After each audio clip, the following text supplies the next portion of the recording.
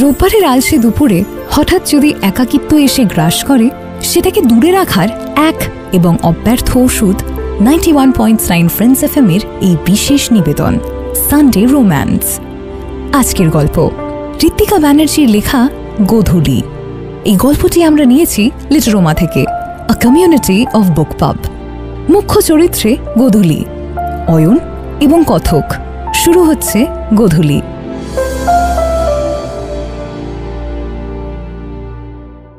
সময়টা 2021 সালের শেষের দিক।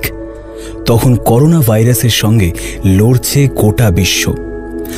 মানুষের মনে জমাট বাঁধা ভীতি মিটিয়ে দিয়েছে সকল অনুভূতির লেশ। যাবতীয় স্কুল, কলেজ, অফিস, দোকানপাট বন্ধ। লকডাউন চলছে। সবাই যতটা সম্ভব বাড়ি থেকে কাজ করার চেষ্টা করছে, যাকে বলে ওয়ার্ক ফ্রম হোম। আর নীরবে দিন গুনছে কবে এই গৃহবন্দী দশা থেকে পৃথিবী আবার তার উন্মুক্ত আকাশে আমাদের ডানা মেলার অধিকার ফিরিয়ে দেবে। এমনই এক বসন্তের বিকেলে উত্তর কলকাতার মেয়ে গোধূলির সাথে আলাপ হয় অয়নের। চাকরি সূত্রে গোধূলি আপাতত পুনের বাসিন্দা। লকডাউনে IT sector work from home ঘোষণা করায় সে এখন কলকাতায় বাড়ি থেকে অফিস করে। রোজ সকালে অ্যালার্মের শব্দে চোখ খুলে দৌড়ে ভিড়ে ঠাসা বাসে ওঠার যে তিক্ত অভিজ্ঞতা, তার পাশে মায়ের স্নেহের ডাকে ঘুম ভাঙার কোনো তুলনাই হয় না। প্রথম অ্যাডজাস্ট করতে একটু অসুবিধে হলেও এখন সব মানিয়ে গেছে। নিজের ঘরে জানলার পাশে কর্নার টেবিলে সুন্দর অফিস সেটআপ তৈরি করে ফেলেছে সে। বাবা মাও অভ্যস্ত হয়ে গেছেন ওয়ার্ক ফ্রম হোমের আদব কায়দায়। তারা এখন জানেন যে অফিস চলাকালীন বাড়িতে হাই ভলিউমে টিভি দেখা যাবে না, উঁচু গলায় ফোনে কথাও বলা যাবে না, নিজেদের মধ্যে গল্প করাও যাবে না। গোধূলির ঘরের দরজা বন্ধ মানে ভিতরে ভিডিও কল চলছে, মেয়েকে একদম ডাকা যাবে না। কাজের ফাঁকে টি ব্রেক বা লাঞ্চ আওয়ারে যতটুকু সময় পায় মায়ের সাথে মন ভরে গল্প করে গোধূলি।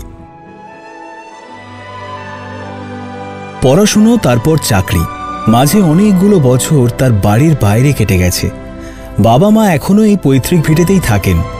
তবে এর আগে উত্তর কলকাতার বনেদি বাড়ির খড়খড়ির জানলা গোধূলির মনকে কখনো সেভাবে ছুঁতে পারেনি। পুরনো ধুলো জমা ইটের বাড়িটাকে যেন আবার নতুন করে ভালো লাগছে তার। খোলা ছাদ ছোটবেলা থেকেই গোধূলির খুব প্রিয়, তাই তো রোজ বিকেলে একবার হলেও সেখানে যায়।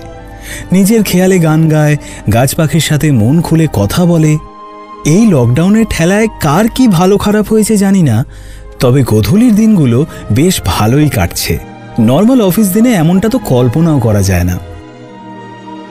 প্রমোটার হামেশাই বাবাকে ফোন করে নানান অফার দেয়, কিন্তু 5 পুরুষের পৈতৃক বাড়ি তিনি অত সহজে হাতছাড়া করতে চান না। তাই আজও সন্ধেবেলা জং ধরা আধ ভাঙা ঝাড়বাতিতে আলো ধরান নিজে হাতে। বছর 3 আগে পাশের শরিকি অংশের প্রায় পুরোটাই গোধূলির জেঠুরা প্রমোটারকে দিয়ে দিয়েছেন। নিমেষে সেখানে 10 তলা 4টে বিল্ডিং উঠে ঝাঁ চকচকে গেটেড কমিউনিটি দাঁড়িয়ে গেছে। কত নতুন লোক, নতুন মুখ, নতুন কণ্ঠস্বর কানে ভেসে আসে গোধূলির ফ্ল্যাটের দিকে জানলার পাশে বসে। বিকেলে পরন্ত সূর্যের সোনালি আভা গায়ে মাখতে বেশ ভালোই লাগে গোধূলির। তাই টি ব্রেকের সময়টা রোজ সে ছাদে কাটায়। ব্রেক টিয়ের জন্য হলেও কফি তার বেশি প্রিয়। মায়ের হাতের কফি অফিসের সেরা ভেন্ডিং মেশিনের টেস্টকেও হার মানায়। সেদিনও আর বাকি দিনের মতো গোধূলি ছাদে এসেছে। হাতে 1 কাপ গরম কফি আর 2টো কুকিজ নিয়ে এসেছে। অফিসেও এই সময় সে একইভাবে ব্রেক নিত, কিন্তু ঠান্ডা ঘরের বাতাসে সেই আরাম কোথায় যা খোলা আকাশের নিচে দাঁড়িয়ে বুক ভরা নিঃশ্বাসে মেলে। নরম সূর্যের দিকে তাকিয়ে আপন মনেই গোধূলি কোনো এক রবীন্দ্রসঙ্গীত গুনগুন করছিল। এমন সময় হঠাৎ চোখ পড়ে উল্টো দিকে ফ্ল্যাটের বারান্দায়। 3 তলার গ্রিলের ফাঁক দিয়ে কে যেন এক দৃষ্টে তাকেই দেখছে। চোখাচোখি হওয়ায় হকচকিয়ে ভিতরে চলে যায়। ছেলেটিকে গোধূলি আগে 2-1 বার নিচে পার্কিংয়ে দেখেছে, কিন্তু সেভাবে কোনোদিন আলাপ হয়নি। এরপর থেকে মাঝে মাঝেই নানান অছিলায় গোধূলির চোখ চলে যায় 3 তলার সেই বারান্দায়। কখনো কখনো দেখাও মেলে তার, কিন্তু যেচে আলাপ করতে অস্বস্তি বোধ করে। অপেক্ষা করে থাকে বিকেল হওয়ার। সেই ছেলেটিও যেন রোজ তাকেই খোঁজে। এমন করেই মাস কয়েক কেটে যায়। একদিন ডেইলি টিম মিটিং সবে শেষ হয়েছে।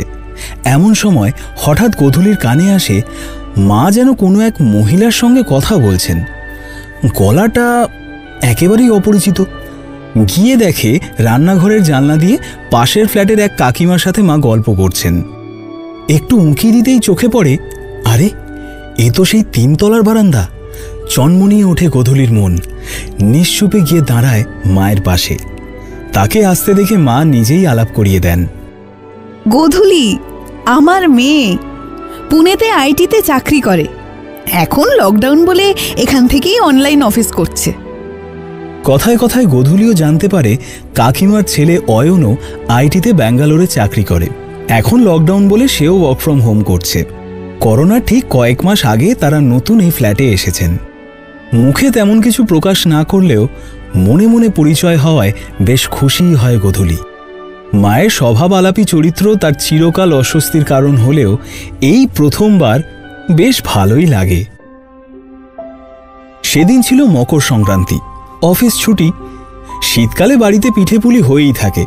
তবে বহু বছর পর গোধূলি সংক্রান্তির দিন বাড়িতে বাবা মার সাথে রয়েছে, তাই এই বছরের আয়োজনটা একটু স্পেশাল। পরন্ত বিকেলের রোদে গোধূলি রাত ছাদে যাবার সময় হয়নি। সারা দিন মায়ের সাথে সে নানান রকমের পিঠে বানিয়েছে। সকালে কাপড় মেলতে গিয়ে শুধু একবার অয়নকে দেখেছে বারান্দায় হন হন করে পায়চারি করছে আর ফোনে কারোর সাথে যেন তর্কাতর্কি চলছে। চোখে মুখে অসম্ভব বিরক্তির ছাপ। তার মনটা যেন অন্য কোনোখানে পড়ে। গোধূলির দিকে সেভাবে নজরই নেই। সে মনে মনে ভাবে হয়তো অফিসে কোনো কাজের চাপ, যদিও ব্যাঙ্গালোরে সাধারণত এই দিনটা সবার ছুটিই থাকে। সন্ধ্যার দিকে হঠাৎ একটা দুষ্টুমি খেলে যায় গোধূলির মাথায়। মাকে বলে ওই কাকিমার জন্য কিছু পিঠে নিয়ে যাবে, দিয়েই চলে আসবে। মায়ের অবাক লাগলেও খুব একটা আপত্তি করেন না তিনি। এক জামবাটি ভর্তি পিঠে নিয়ে গোধূলি অপেক্ষা করছে অয়নদের ফ্ল্যাটের সামনে। মনের মধ্যে বেশ একটা চাপা উন্মাদনা ফিল করতে পারছে। এমনটা আগে কখনো সে করেনি। বন্ধ দরজার ওপারে যে এরকম একটা অভিজ্ঞতা অপেক্ষা করছিল তা জানলে হয়তো গোধূলি কখনোই এখানে আসতো না। কলিং বেলের শব্দে কাকিমা দরজা খোলেন। উপলক্ষ পিঠে হলেও গোধূলির উদ্দেশ্য ছিল অয়ন। কিন্তু গোধূলির সমস্ত আশায় জল ঢেলে আলাপ করা তো দূরের কথা, তার গলা পেয়েও অয়ন ঘরের বাইরেই এলো না। একবার জলের বোতল আনতে এসে চোখাচোখি হয়েছিল ঠিকই, কিন্তু গোধূলিকে কোনো রকম পাত্তা না দিয়ে সে ঘরে ঢুকে দরজা ভিতর থেকে লক করে দিল। দুঃখে রাগে অপমানে গোধূলি এক ছুটে বাড়ি ফিরে এসে নিজের ঘরে খিল দেয়। সেদিন সারা রাত সে ঘরের আলো জ্বালায়নি, রাতে ডিনারও করেনি।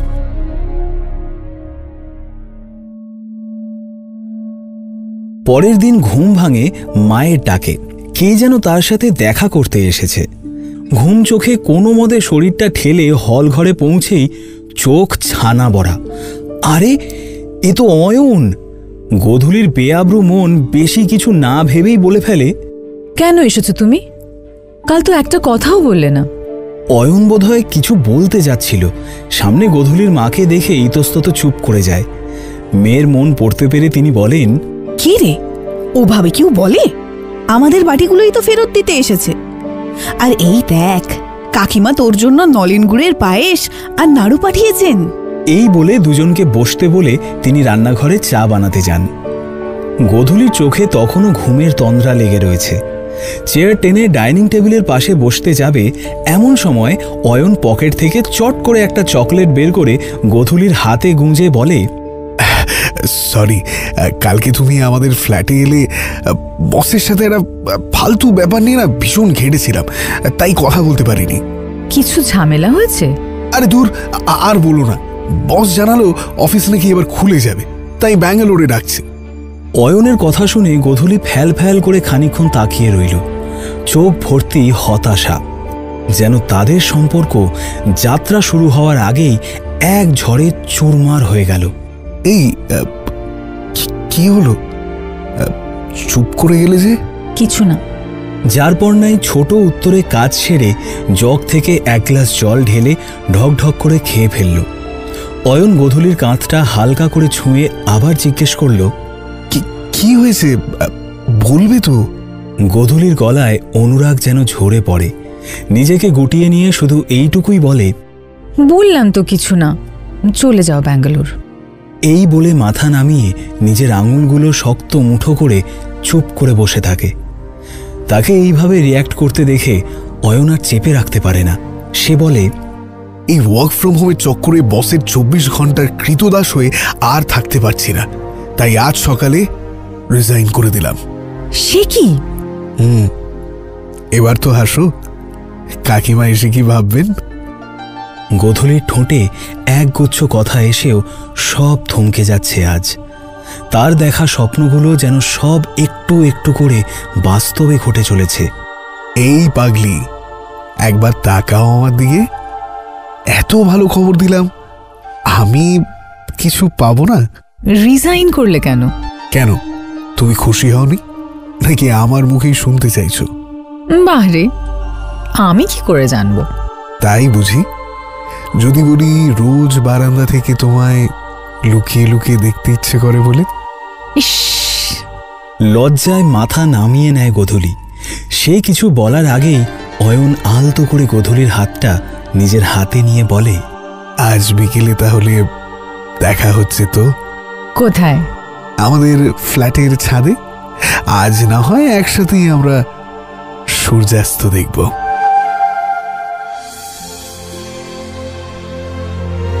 শুনছিলেন ঋত্বিকা ব্যানার্জির লেখা গোধূলি।